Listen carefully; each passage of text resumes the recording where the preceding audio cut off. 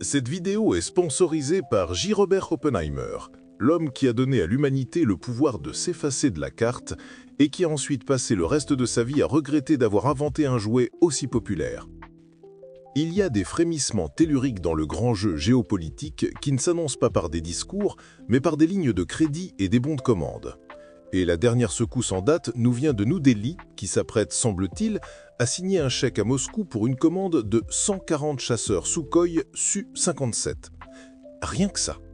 7 escadrons d'un prédateur de 5e génération capable de redessiner les équilibres de puissance en Asie du Sud. Sachez d'ailleurs que le cadavre du jour a été sélectionné par nos mécènes les plus dévoués sur Patreon. Ils ont décidément un goût exquis pour le macabre. Alors, pourquoi ce revirement soudain? Cette urgence à s'offrir le fleuron de l'aéronautique russe.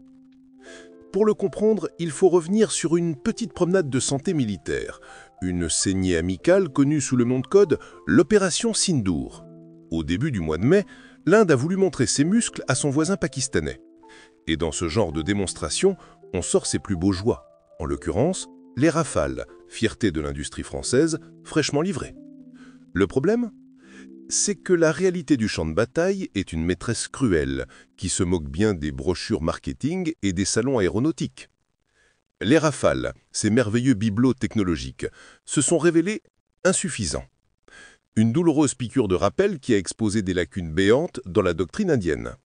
On parle ici de l'allonge, de la capacité à frapper loin, profond, sans risquer de voir ses précieux pilotes transformés en confettis. Le Rafale est un excellent appareil pour ce que nous appellerons l'Optima, l'offensive polyvalente pour théâtre d'intensité modérée et asymétrique. En clair, c'est parfait pour bombarder des pick-up dans le désert, mais face à un adversaire doté d'une véritable défense aérienne, c'est une autre paire de manches. Et c'est là que le Su-57, surnommé Fallon par l'OTAN, entre en scène. Ce n'est pas un avion de salon, c'est un prédateur taillé pour la chasse en haute altitude. Son rayon d'action écrase celui de n'importe quel appareil occidental. Ces missiles, qu'ils soient air-air ou de croisière, sont des scalpels capables d'opérer bien au-delà des lignes ennemies. Ajoutez à cela une furtivité et des capacités de guerre électronique qui lui donnent la survivabilité d'un fantôme, et vous comprenez pourquoi les généraux indiens salivent. L'appareil a déjà été testé au combat, réellement testé, dans des opérations de suppression de défense aérienne. On ne parle plus de théorie, mais de retour d'expérience sanglant. Et pour couronner le tout, la rumeur insistant d'août dernier, l'intégration d'un missile hypersonique. La capacité de délivrer une frappe chirurgicale est quasi inarrêtable à des centaines de kilomètres. Pour l'Inde, ce n'est plus une option, c'est une nécessité existentielle. Le modèle d'acquisition est d'ailleurs un classique de la relation indo-russe. 2 premiers escadrons produits en Russie pour se faire la main, puis 5 autres assemblés localement, probablement chez Hindustan Aeronautics Limited. C'est la copie conforme du contrat des Su-30 MKI, un contrat qui devait porter sur 140 appareils et qui, de fil en aiguille, en a dépassé les 270. Car une fois que l'outil industriel est en place, il faut bien le faire tourner, et l'addiction à la puissance de feu est une maladie qui ne se guérit pas. Bien sûr, l'Inde développe son propre chasseur de 5e génération, le programme AMCA. Un projet magnifique sur le papier, mais s'il est gouverné par un principe bureaucratique typiquement local, le programme PATIENCE, ou Programme d'acquisition technologique pour l'indépendance et l'équilibre national par la clause d'expectative. En clair, on verra ça dans les années 2030, voire 2040 si tout va bien.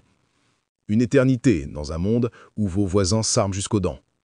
Alors, en attendant que l'utopie de l'autonomie devienne réalité, New Delhi fait ce que n'importe quel acteur rationnel ferait. Il achète la meilleure assurance vie disponible sur le marché. Et aujourd'hui, cette assurance vie a un accent russe et une silhouette de prédateur. C'est une leçon brutale pour l'Occident. La supériorité technologique ne se décrète pas, elle se prouve. Et parfois, elle se fait humilier sur le terrain. Si cette dissection des jeux de pouvoir vous a plu, songez à nous jeter quelques pièces sur Patreon.